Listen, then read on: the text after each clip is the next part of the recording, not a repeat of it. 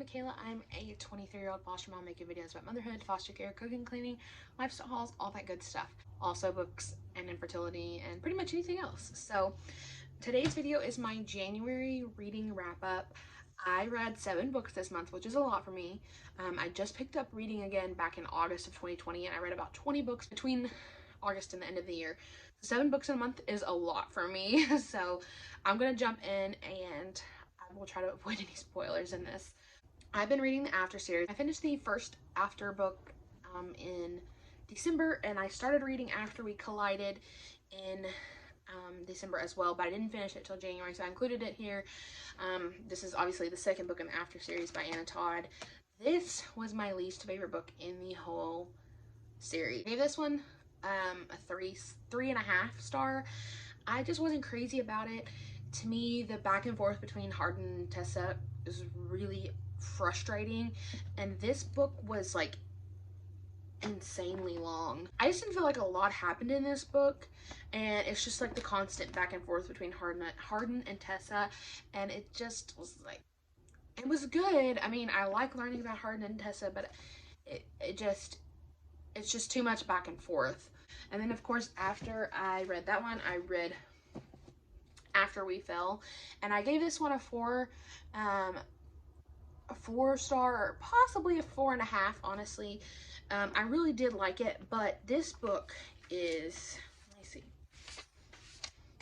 this book is 834 pages long, and it did not need to be that long. It did not need to be that long. A lot happened in it, but there was a lot of like, I feel like stuff in between that just wasn't necessary, and it was just really drawn out. That's what kept it from a 5 star for me, is that it just didn't need to be this long.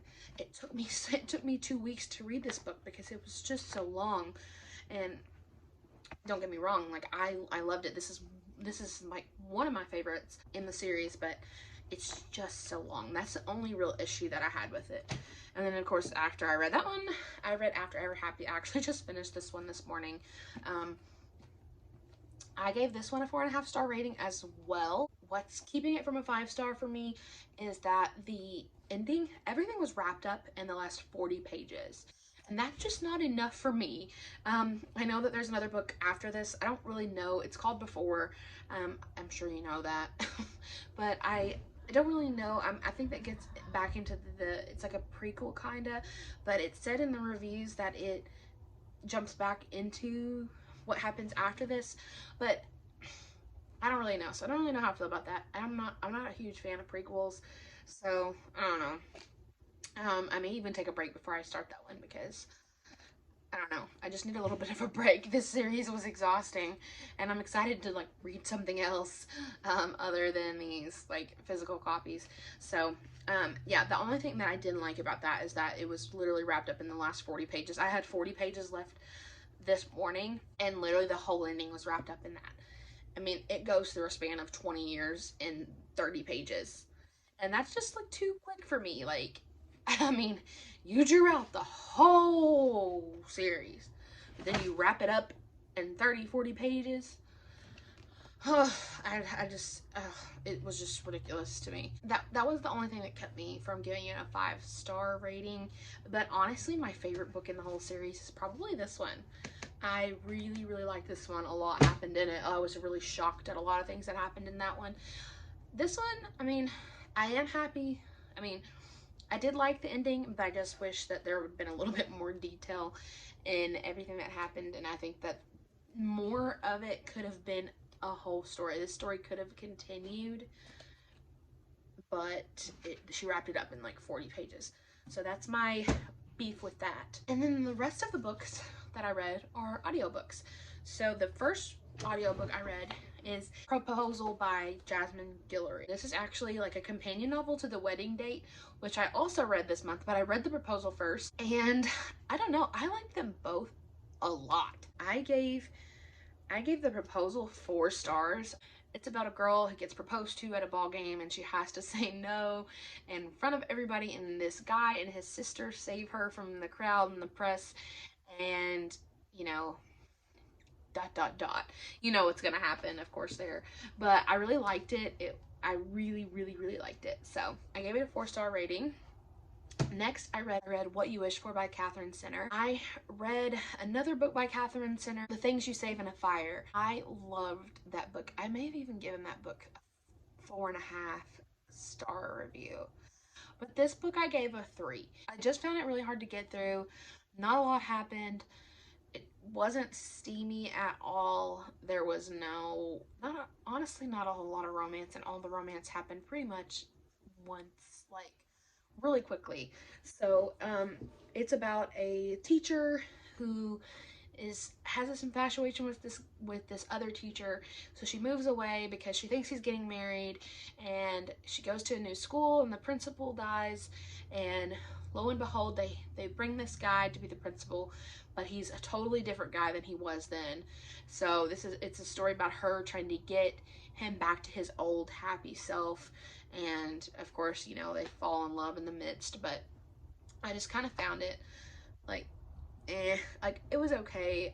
I wasn't crazy about it, but I definitely would read anything Catherine Sinner because her books are really lighthearted and they make me laugh, and I really like that in a book. But I definitely preferred Things You Save in a Fire, but I would definitely read anything she wrote. The next book I read was The Wedding Date by Jasmine Guillory. Really, really, really liked it, like a lot. I gave it a 4.5 stars. I don't know what it's gonna take for me to give a 5-star rating. It just has to be something that I'm like just crazy over and I'm just talking about constantly, I guess. I really, really like The Wedding Date. Of course, everyone talks about it. This guy meets this girl in an elevator and he needs a date to his ex's wedding. She pretends to be his girlfriend for him, and of course they fall in love, of course. And then the last book that I read is night and day difference between any of the other books I read, I think. It is Finding Yvonne by Brandy. I don't know if it's Colbert or Colbert. This is kind of, I wouldn't say it's a really coming of age story per se. Definitely not it's definitely not a romance. It's about a girl who plays the violin. She's kind of fallen out of love with it. She's in high school and she's trying to figure out what she's gonna do next. She is in a relationship with an older guy, and then another guy comes along, so she's kind of juggling 2 different guys for a while. She gets a surprise near the end and she has to kind of work through that, and that's a lot about what the book is about. I just didn't think necessarily a lot happened. It was a really short book. Most of my audiobooks that I read are anywhere from like 9 to 12 hours long. This one was like 5, 6 max. So it was really quick. I just wasn't crazy about it. I guess I'm more of like a steamy romance more than like just a contemporary, like kind of a coming of age story, which is pretty much what I would classify this as. It's kind of like a little bit of a coming of age story. It's not a big secret. It's in the on Goodreads, it's in the description, but she gets pregnant and she doesn't know who the father is, and you know, she kind of tries to navigate that, and you know, end up coming to a decision of what she's going to do, not only about the baby but about her life post high school. So it's a coming of age story and it has some hard moments in there, but I'm just not crazy about it. I mean, it was good, it was okay. I think I gave it a 3. Yeah, I gave it a 3-star rating. It was good. It's just not necessarily my cup of tea. It was still a solid read, and especially for how quick it is, I definitely say just check it out. Especially if you're into the more kind of like coming of age stories instead of like the steamy romances like I'm into. But yeah, that is all 7 books that I've read this month. This was a good reading month for me. I don't typically read this much. I think I could have read more, honestly, if the after series wasn't so long. A little over half was audiobooks, but I listen to audiobooks while I work. And I know that's gonna sound crazy, but I have 3 toddlers running around the house, and my grandmother watches them for me while I work. So it kind of helps drown out the noise and like lets me focus on my work, if that makes sense. I know my husband's like, I don't know how you work when you've got your audiobook playing. Like, how can you focus? But it helps me drown out everything else. So it works for me and it allows me to read more books that way. I'm hoping next month, like I said, my life has been consumed by the after series like since the beginning of December, so I kind of need a little bit of a break from that. And I did get a Kindle Paperwhite for Christmas, and I haven't read anything on it yet, and that is because my physical TBR is insane and I don't have any room. So I still probably will not be touching the Kindle until next month, until March, because this month I really want to get stuff out off of my physical TBR, and I need it to like go. So I only keep books that I give a 5-star rating, and even then I only keep books that I want to reread or I would like to pass down and let my kids read one day, like the Harry Potter series or something like that. So I don't typically keep a lot of books, but I only have one bookshelf, so it's literally like 90% full of TBR. So I need to move some stuff off of that shelf so that I have a little bit more wiggle room, because right now things are just not organized on there. So that's my plan for the next month. Make sure you're subscribed so you don't miss out on that. And I will see you guys in my next video. Bye.